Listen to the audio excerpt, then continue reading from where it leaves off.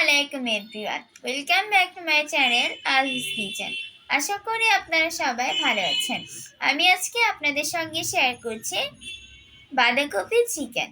অনেক বাচ্চারাই সবজি খেতে চায় না, আবার অনেকে বাঁধাকপি পছন্দ করেন না। তারা যদি এভাবে চিকেনের সাথে বাঁধাকপিটা রান্না করে খান তাহলে অসাধারণ লাগবে।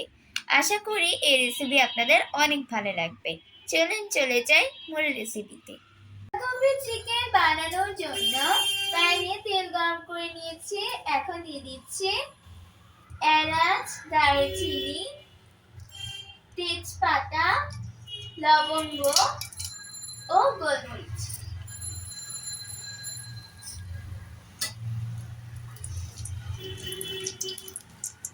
পরিমাণ মতো লবণ দিয়ে দিচ্ছি পেঁয়াজ কুচি।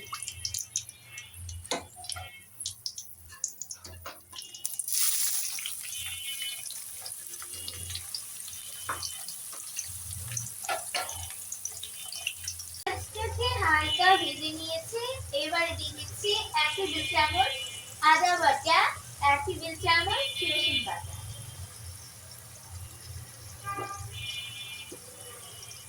দিচ্ছি পেঁয়াজ বাটা।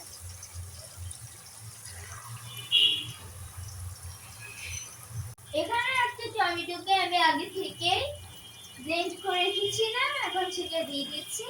মশলাগুলোর কাঁচা ভাবটা চলে যাওয়া পর্যন্ত এটাকে খুব ভালোভাবে কষিয়ে নিই।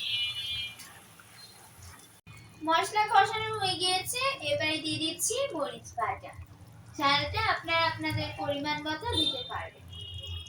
এখন দিয়ে দিচ্ছি 1 চামচ ধনিয়ার গুঁড়ো,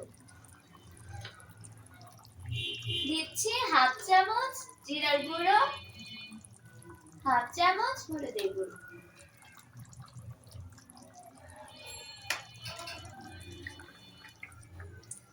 দিয়ে দিচ্ছি মুরগির মাংস।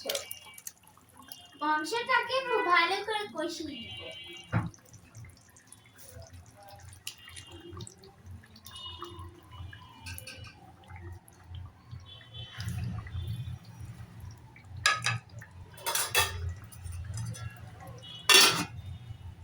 মাংসটাকে ঢেকে কষানোর মধ্যে 80% সিদ্ধ করে নিয়েছি।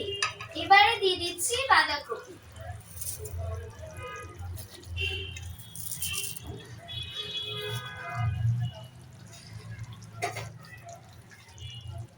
সিদ্ধ হতে খুব বেশি সময় নেয় না, আমি আবারও এগুলো ঢেকে বাঁধাকপির সাথে মাংসটাকে রান্না করে দেব।